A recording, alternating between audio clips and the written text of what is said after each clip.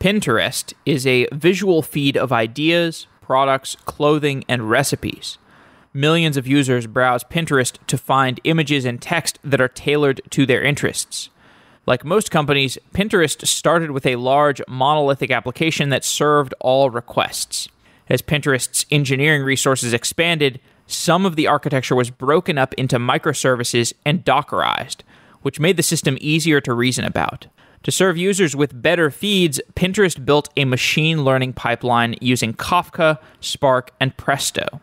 User events are generated from the front end, logged onto Kafka, and aggregated to build machine learning models. These models are deployed into Docker containers, much like the production microservices are. Kinnary Jangla is a senior software engineer at Pinterest, and she joins the show to talk about her experiences at the company, breaking up the monolith, architecting a machine learning pipeline, and deploying those models into production. Kinnary is also writing a book on the topic, and she's going to be speaking at Strata Data Conference in San Jose, March 5th through 8th. I'm also going to be there, just walking around, hanging out, and seeing talks. So if you're going to be attending the Strata Data Conference, let me know. You can also get a 20% discount on a ticket by entering the code PCSED.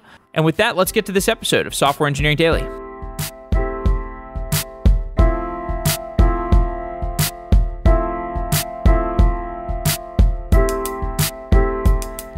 If you are on call and you get paged at 2 a.m., are you sure you have all the data you need at your fingertips? Are you worried that you're going to be surprised by things that you missed, errors, or even security vulnerabilities because you don't have the right visibility into your application? You shouldn't be worried. You have worked hard to build an amazing, modern application for your customers. You've been worrying over the details and dotting every I and crossing every T. You deserve an analytics tool that was built to those same standards. An analytics tool that will be there for you when you need it the most. Sumo Logic is a cloud-native machine data analytics service that helps you run and secure your modern application. If you are feeling the pain of managing your own log, event, and performance metrics data, check out sumologic.com/sedaily. Even if you have your tools already, it's worth checking out Sumo Logic and seeing if you can leverage your data even more effectively with real-time dashboards and monitoring and improved observability. To improve the uptime of your application and keep your day-to-day runtime more secure, check out sumologic.com/sedaily for a free 30-day trial of Sumo Logic. Find out how Sumo Logic can improve your productivity and your application observability whenever you run your applications. That's sumologic.com/sedaily. Thank you to Sumo Logic for being a sponsor of Software Engineering Daily.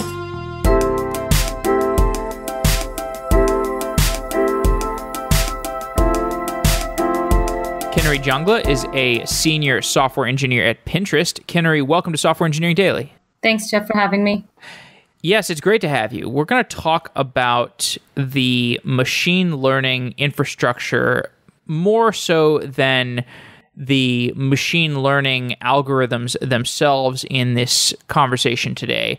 So in order to get us into the right frame of mind to talk about these data pipelines that are deployed at Pinterest, let's give people a feeling for what Pinterest is. Can you just explain the product and the sources of data that are going into the data pipeline? Okay, sure. Yeah. So Pinterest is a visual discovery engine, right? And by that, what I mean is that Pinterest helps people find or explore new ideas, for example, cooking dinner, trying a new outfit, redecorating a home, or anything that inspires you to do things that you love. So it's basically an online pinboard for collecting these visual multimedia, and also known as images. And, since the last, 8 years, ever since Pinterest has started, people have been saving and labeling their ideas. They save these pins and classify them into collections that they would like to go back to in the future. So that gives us a lot of insights on not only their interests, but also what's upcoming. So that's definitely one source of data. Now, another source of data for us is the user actions on these pins. So depending upon what the user likes, what the user clicks, what the user repins, right? Those are a lot of different user actions that we could use to basically get information about what the user wants, and in turn create a more personalized feed for the user. This is the same thing that is true with Netflix or with Facebook, where you have a feed of options available to you, and based off of the ones that you choose, you will have better feed content available to you in the future.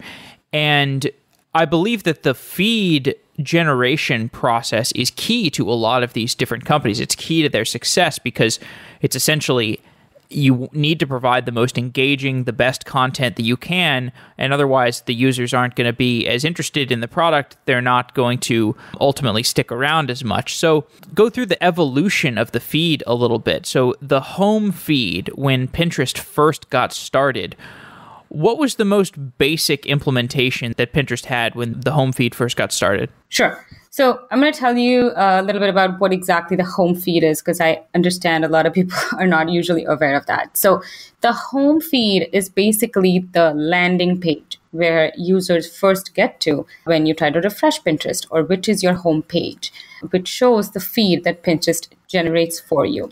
So going into a little bit of the history, 6 years ago, or even before that, 2012 and before, right?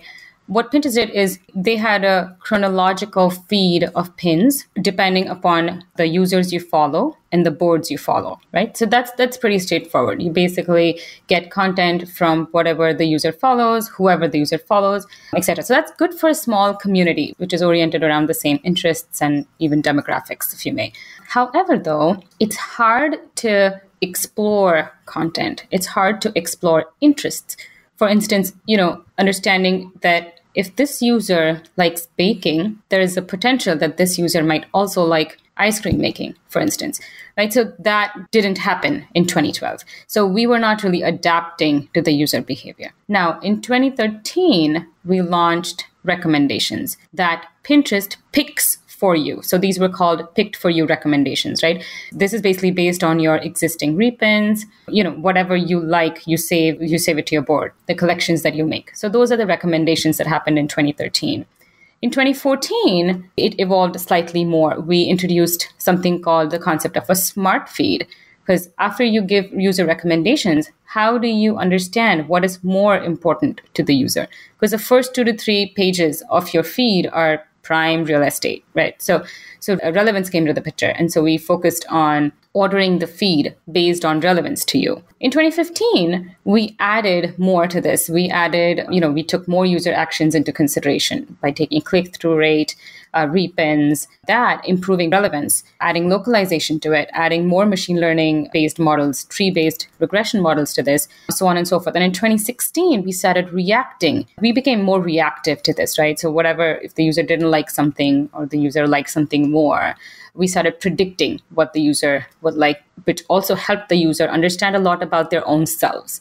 Now we're just doing more and more of that. I've seen a couple high-level approaches to how you do recommendations. So Pinterest, building the feed, you're essentially building a recommendation engine. Here are a bunch of links and pins that you, the user, may be interested in. We are recommending them to you. Do you like them? And the two ways that, from a high level, that I've seen of generating recommendations are collaborative filtering and content-based recommendations. So the content-based recommendations might be, you have clicked on 10 links about baking in the past, and so we're going to give you some more links about baking. That would be the content-based thing. The collaborative filtering-based thing is, you click on 10 links, and there's another set of people who have also clicked on those same 10 links. Those people have also clicked on an 11th link. So Pinterest would decide to deliver you that 11th link as well. Is there an approach that you take, either collaborative filtering or content-based recommendations, or is it just a mishmash of different approaches? Yes, exactly. It's the latter. It's basically, so there's also something that we predict, right? If you have in the past liked something that we've recommended for you that the users you follow have liked, then we're going to show you more of that. There's a higher probability that you're bound to repin something if you've repinned what people you follow have liked in the past. So yeah, we definitely take history into account, we kind of mix it up, and we try to decide whether the content that we recommended to you is more important to you than the collaborative recommendations that we're giving to you. Now, even if it was something as simple as a basic collaborative filtering system or a basic content-based recommendation system, the scale at which Pinterest is at in terms of its number of users would make this a complex problem, even if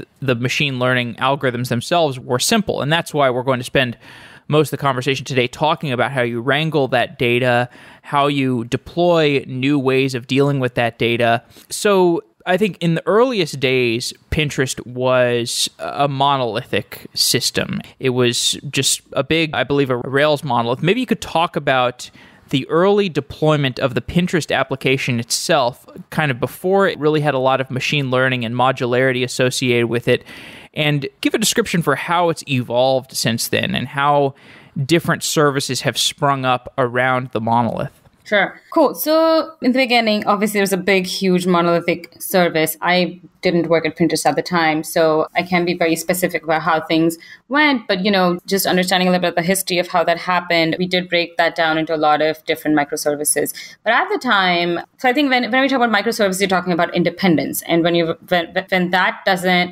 services are not divided into independent modules, it kind of becomes this one giant deployment process where your scalability is basically not really divided into, you don't understand what exactly do you need to scale because you have to scale the whole service, takes, more resources. You don't understand, there's a higher likelihood that the whole service will crash together.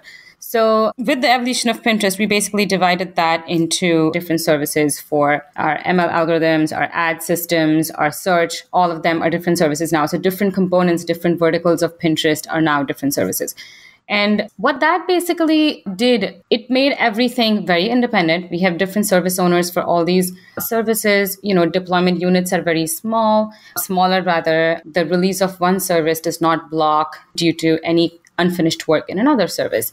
So it's basically continuous delivery that's become much easier. Scalability has become much easier because, you get to scale the services that are bottlenecks only. Technology stacks are very independent. There's no long-term commitment to a specific stack. So it's become a lot more modular, you can use multi-framework applications, so on and so forth. Now with that, whenever you talk about microservices, for a fast-paced company like Pinterest, a mid-sized company like Pinterest, where you don't really want to depend upon, but there are so many moving pieces rather, microservices makes things much easier. However, though, you're going to deal with problems of a distributed system, right? Like a lot more effort, a lot more deployment cycles, a lot more monitoring. You're dependent upon maintaining life cycles of a lot more services. There's increased config management, a lot more delivery pipelines. Microservices also communicate over a certain network. So basically, there's a higher likelihood that something will go wrong compared to a programmatic API call. You're thinking about performance hits due to HTTP overhead. Migration to different services gets very tricky. So there's a lot of pros and cons that came along with dividing this monolith into microservices. However, though, like I mentioned, for a company like Pinterest, which is super fast-paced, and we want to make sure that modules are pretty independent, people are not dependent on each other, code is not dependent on each other a lot, microservices have become really handy.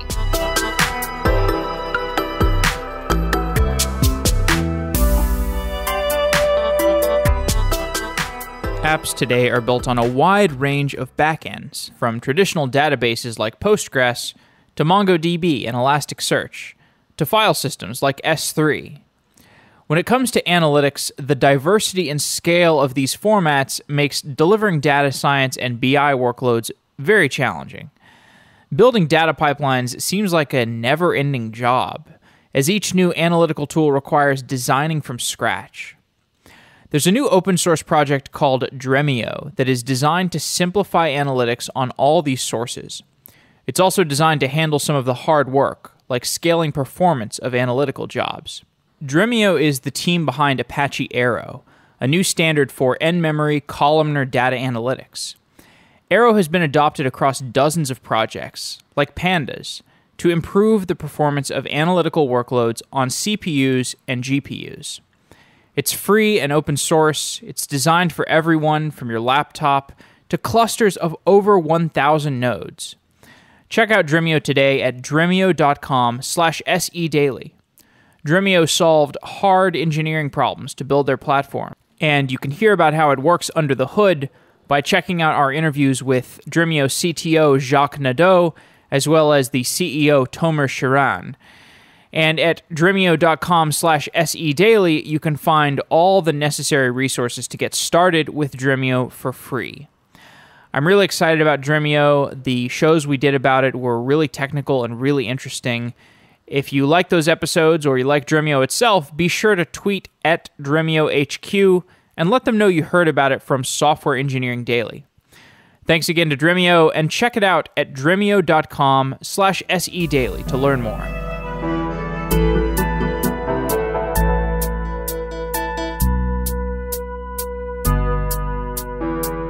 So a user navigates to their homepage, and there might be 100 different services that get called in order to assemble the elements of their home feed. Maybe you've got one service that's collecting images, one service that's serving ads. You've got a bunch of different services interacting with one another.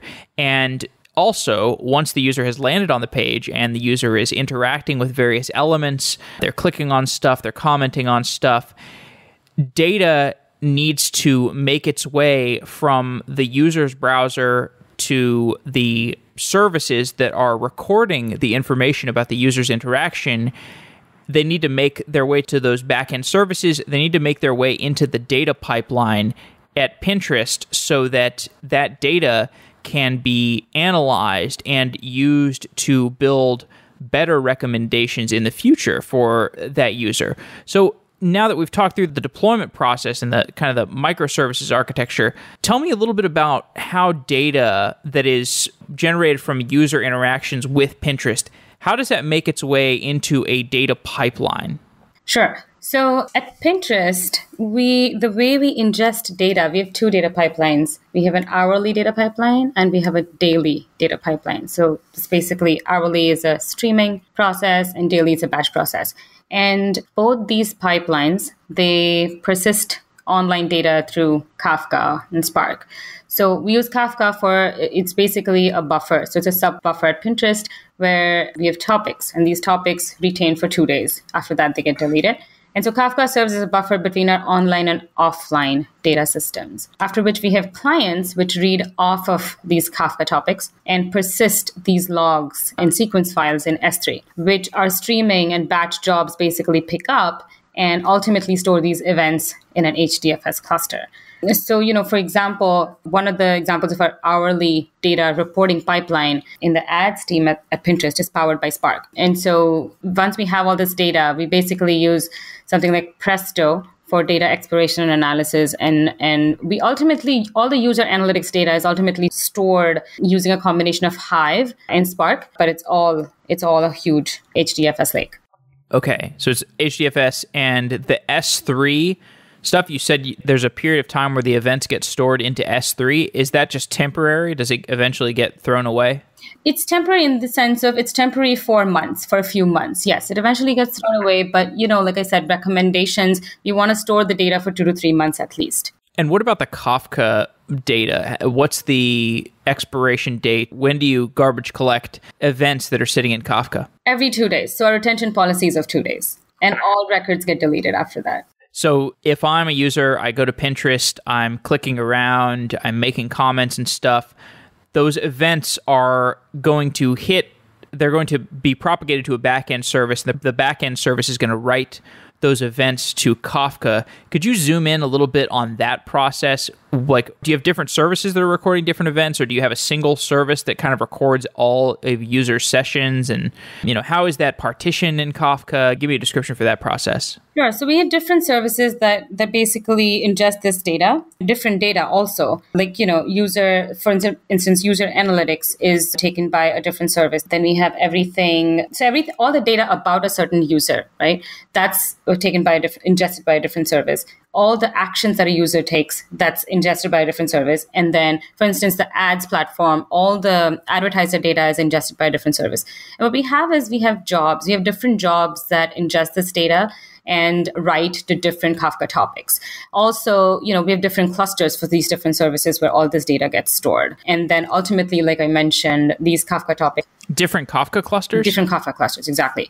And we have these different Kafka topics where this data is written to. And ultimately, our different jobs consume data from these Kafka topics and ultimately write to S3. What would be, like, how many different Kafka clusters do you have? You have one for the ads team, one for the feed team, or how does that work? I actually don't know the answer to that question because I'm not very involved with that part. But yeah, I'm pretty sure that, we have different services that write to different Kafka clusters.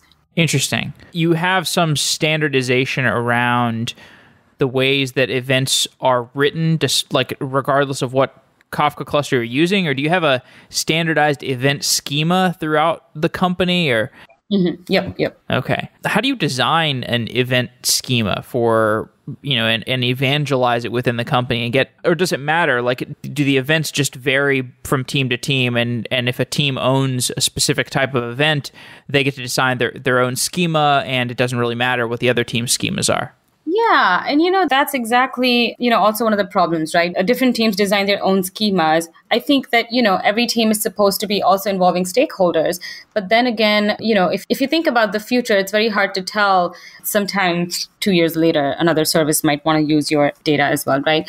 So in that sense, it kind of becomes interesting. And that's why one of the problems at Pinterest is also accessibility of data, right? Where these older legacy storage methods don't really help you retrieve data very quickly. Do you have a schema registry system? Not that I know of. I mean, I'm sure, but I don't know about it.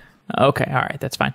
So just to poke around on this a little bit further. So when somebody clicks on a pin, for example, and it makes a call to a backend service that the user has clicked on a pin, does it fire, a response to that click? And then whoever wrote that service is also responsible for logging an event for Kafka to be analyzed in the future? Or is there also an operational element to the Kafka cluster? Like, is it also like when somebody clicks on a pin, you're logging an event to Kafka, and some operational database is going to need to read from that cluster and, for example, update a search index or update something in the billing team, something that's different than analytics? Oh, it's definitely used for operational data as well. Okay. Yeah. Because a lot of our recommendations come from the data, right? Right. Well, I would think of that as more as analytics, as opposed to, let's say, updating a search index. Like if you were updating a search index, that would be, well, I guess that you could consider that analytics as well. Anyway, so you mentioned Spark and Presto. Give me a little bit more of an understanding for how events are pulled off of Kafka and processed for other purposes. Like, I think, for example, Spark, you're probably aggregating events off of Kafka and then doing things with those events. Could you talk about that? Sure. So like I mentioned to you earlier, we have two kind of pipelines, right? We have daily and an hourly pipeline. Both these different jobs take data from Kafka differently. There's the stream processing jobs basically are more real-time computations, which take smallish windows of real-time data from Kafka. And obviously it's all asynchronous. And basically that develops hourly data reporting pipeline. The daily pipeline that we have, it's more batch processing. It computes big and complex data, and it basically takes the data of the entire day over.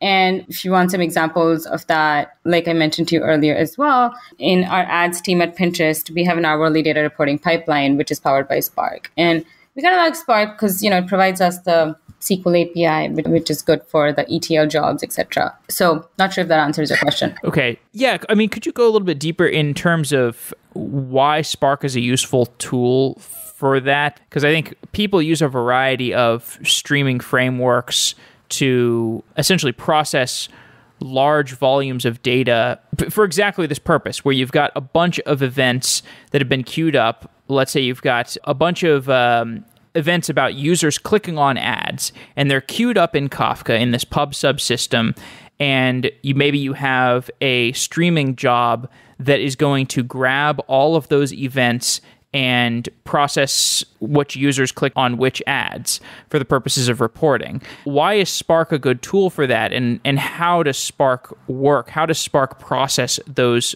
let's say, 100 or 1,000 events? I'm honestly not a Spark expert. I just know that we use Spark at Pinterest. Oh, okay. Yeah, I'm not a Spark expert at all. And as I understand why we use Spark is that the fact that it's pretty flexible. It gives us the APIs we need for our extract, transform, load jobs. It also allows us to code in a low-level RDD code if we want, resilient distributed data set, if we need the flexibility. So that's as much as I know about why we use Spark, but probably somebody from the serving systems team might be able to tell you more on that. Totally fair. I should be asking you more about deployments because I think that's really what you're an expert in is basically the infrastructure and deployment aspect of this. So we've been talking about a lot of different pieces of infrastructure, like the services, the Kafka pipeline, the Spark system, Presto. What is involved in getting these services deployed and keeping the uptime and reliability there and setting up a continuous delivery? Sure. Right. So that's a great question. So like I mentioned to you earlier, we divided our entire monolith into a bunch of microservices. And the way it works at Pinterest is that each service has its own service owner. And then we have an SRE owner, which is dedicated to a team which owns these services. And each service has its own release method. However, though, they all run off of Teletron. And Teletron is an in-house tool. It's the Pinterest deployment system, which we've turned to open source. So basically, the process of, the release process, the deployment process is basically, you make your change, you commit it, you push it, you land it even. And then there's a test job and a build job that goes off. And if both of them pass, the build gets pushed to, there's another job that publishes this build to Teletron. And there's yet another job which basically takes this build and uploads it to S3. And now when it's on Teletron, different services have their own deploy processes, right? Different services can also use the same build that was just ready. And then some services also auto deploy whenever the next build is up. Most of the services deploy to a Kinnary host. That's essentially for testing that everything looks great. They monitor it for 20 minutes, or they're supposed to monitor it for 20 minutes before they move it to production. And obviously the whole monitoring production step is there as well. Now, back in the day when all the services were, I'm going to talk to you a little bit about how we migrated to Docker as well, how our deployments and moved to Docker-based as well. Right. So back in the day when we did not have these services on Docker, there was a big possibility that, you deploy a certain build on a certain host, and it was possible that the environment would persist even after you deploy another build over it, right? That would totally mess things up, break things, etc. So with Docker, what has happened is that Docker becomes the new environment. And so in that, it serves as a stabilization tool. That's one thing, right? The builds that you host, the builds that you deploy on hosts don't mess up with the environment because Docker becomes that. That's one thing. The other thing that Docker has helped us do is that we have these bunch of Jenkins jobs that run scripts and which consume a lot of space because of all the temp files, right? And, that ends up making the host super slow and so on and so forth. And so with Docker, we got rid of that as well because, once your job's done, you shut this down and all your changes are boom, gone. So in that sense, our deployment processes have become much more stable when we've introduced Docker at Pinterest. So I believe that the way that the services communicate with each other is via Thrift. Is that accurate? So Thrift is a serialization protocol. Why did you choose Thrift? Oh, I love Thrift. I mean, to begin with, first off, I think the fact that it has much less overhead because it uses binary format compared to SOAP, for instance, that's a great win. I think it's very clean. I'm not a big fan of XMLs, so Thrift really is a super clean library. It also generates both the client and server code, including the data structures you pass. All you end up dealing with is handlers. So that's great. You have persistent connections, so you're not dealing with TCP, HTTP handshakes. Yeah, so for all those reasons, I think it's a great cross-language serialization tool.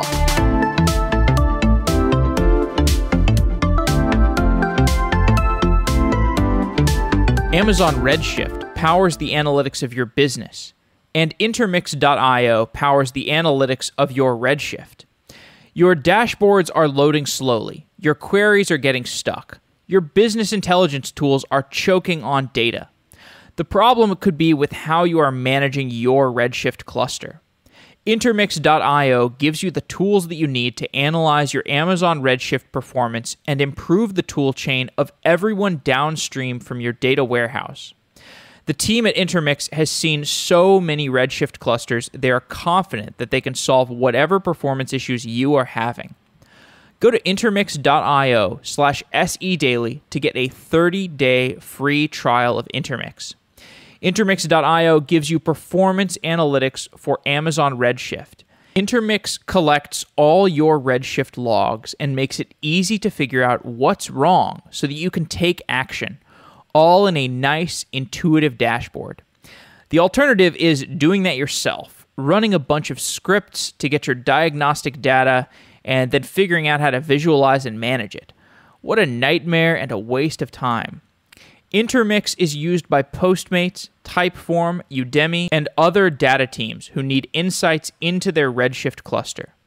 Go to intermix.io/sedaily to try out your free 30-day trial of Intermix and get your Redshift cluster under better analytics. Thanks to Intermix for being a new sponsor of Software Engineering Daily.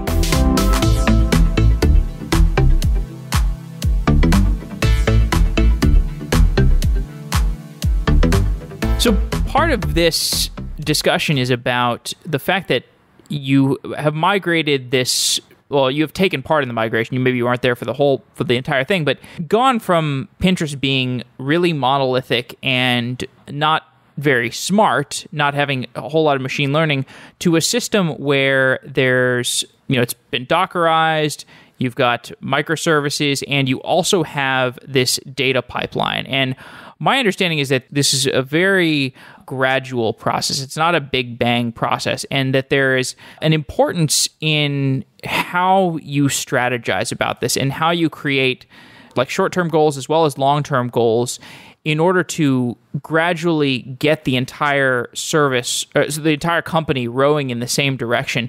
Do you have any suggestions around the management of that process? Sure. Yeah. So this is the way I look at, this also, reminds me of how would you migrate legacy systems as well, right? So when it comes to migration, I think about it in two ways. One is the classic, you lift and you shift it, right? You just directly move it. And the other one is a refactoring. You refactor the entire architecture. Now, when you follow the first path, where you're basically just lifting and shifting, there are a lot of automation softwares that you could use for image migration or data migration or whatever. However, though, I do think that when you refactor or when you gradually migrate, it's a great time to think about a lot of optimizations around scalability, for instance. Great time to think about efficiency, and a fantastic time to think about data. How your data is accessed, how your data is utilized. Are you using block storage? Should you be moving to object storage service, for instance, right? So I think it's, when you're thinking about any kind of migration, whether it's gradual or not, I think it's a great time to think about all the kind of optimizations that you've always wanted to make that looked tedious to you. It's basically like moving a home, right? You trash all the bad stuff you don't use, you get new furniture, you think about making your house more functional. So I think that's a great analogy when you're thinking about migrating systems. And you did talk about data access being a big issue at Pinterest. And the way I've seen data access as a problem manifest in other companies is you have different teams that are generating events or other forms of data that are being thrown into a data lake. And you have analysts throughout the company, as well as machine learning model builders. So you have analysts that are perhaps doing exploratory analyses of different parts of the system, and you have machine learning engineers that are productionizing the realizations of those analysts. Those may be the same person in some cases. You may have a machine learning person who does exploratory analysis and then turns that into a model. But in any case, it's important to have this data readily available and in a form that's easy to pull from. There are some tools like Looker, for example, that entire companies have been started around this problem of data access.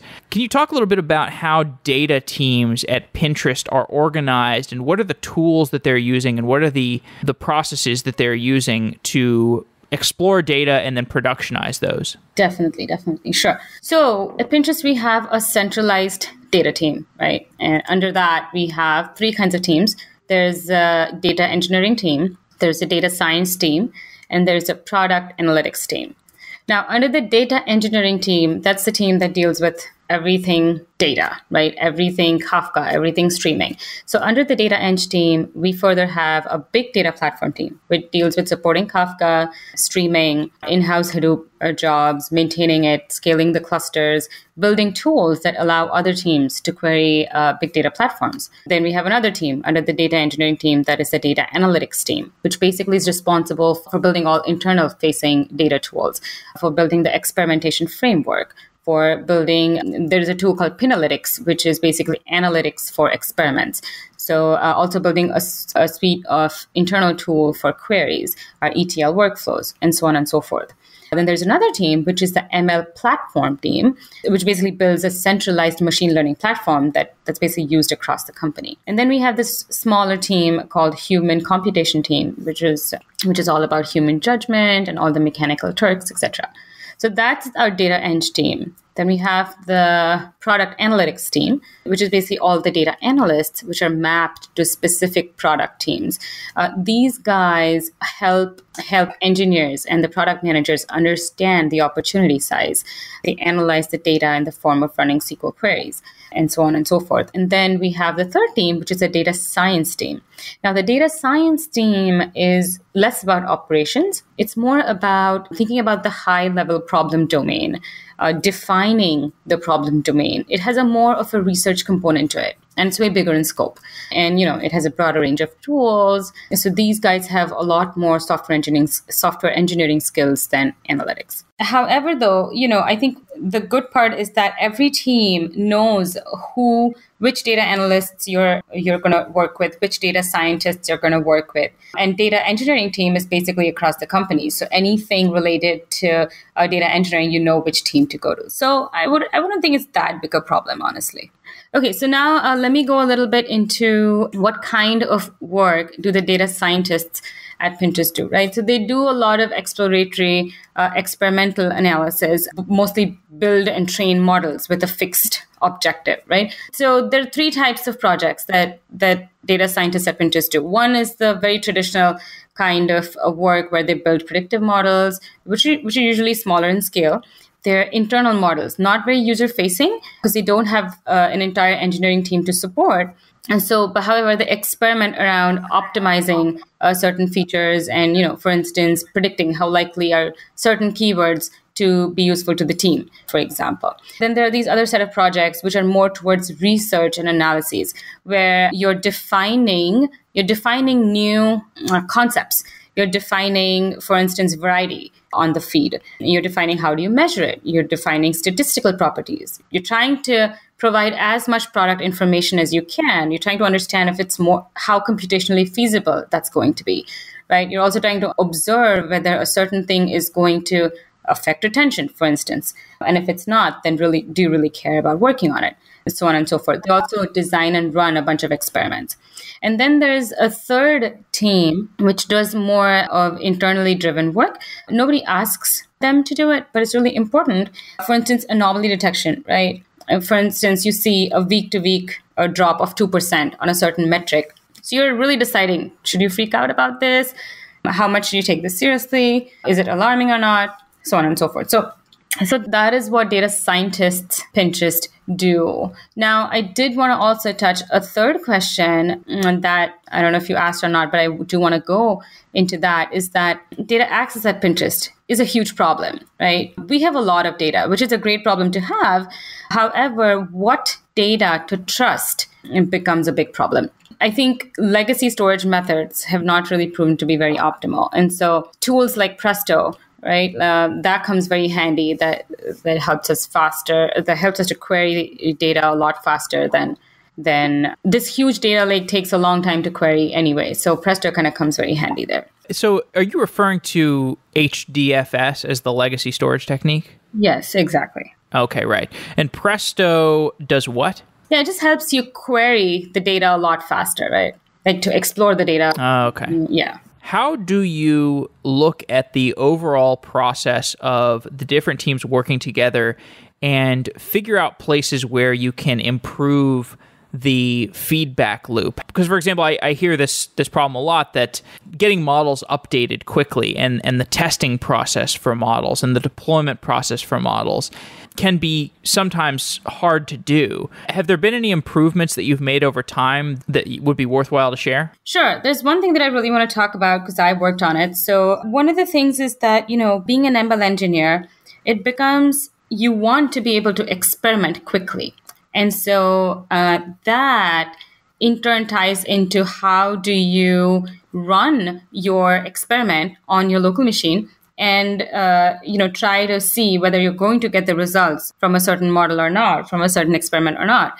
And that kind of, that's a challenge, or at least that was a challenge when I joined Pinterest, where debugging was very tedious because for any ML, any part of code that does any kind of ML, you're basically, you have 100 dependencies, you have these simulated databases that you want to run, one microservice depends upon the other. And in order to get this whole piece working, everything behind it has to work very smoothly. And so getting all these services on your dev app or your local machine and having them up and running in order to test your model becomes extremely challenging. And so, this is also where I ended up using Docker, where I've put all these services, each service has its own Docker environment, and all you end up doing is use Docker Compose, run all these services together. And there's this list of services. You only run the ones that you want. You have these services which run simulated databases as well. So debugging became a lot more easier, and hence experimentation became a lot more quicker. Because now, you instead of actually going to the experiment dashboard, creating an experiment, waiting for 2 weeks to look at the data, and then in turn, going and modifying your features and whatnot. Now you can basically do all that on your dev app, and it's a lot more faster. The pace, you get feedback very quickly. I imagine that makes onboarding a lot easier too. Yes, definitely.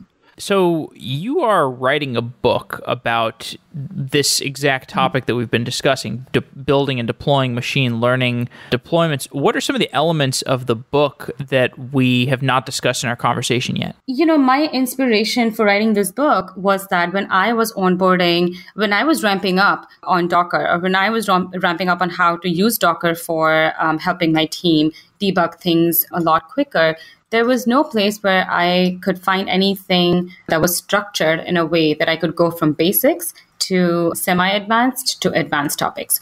And I think that's where, I got inspired to write this book, where given the fact that I do think debugging using Docker is extremely interesting. However, what exactly is Docker? And, why are we using Docker given other alternatives? Why does it exist? What are the use cases? What are the different use cases that enterprises can use Docker for? So that's the start of the book. And after that, I also intend to write about basics of Docker. What is Docker Compose? How do you shut down a container? How do you debug when you're using a container inside a container? And then how do you club these microservices and then go ahead and debug? So that's go ahead and debug your entire app. And so that's how my book is going to be structured. And I'm looking forward to a lot of feedback from people to understand whether, it provides the structure that I was looking for when I was ramping up on Docker. So this is more about the service deployment system rather than I guess even if you're talking about machine learning deployments, your machine learning models are going to sit in a Docker container, right?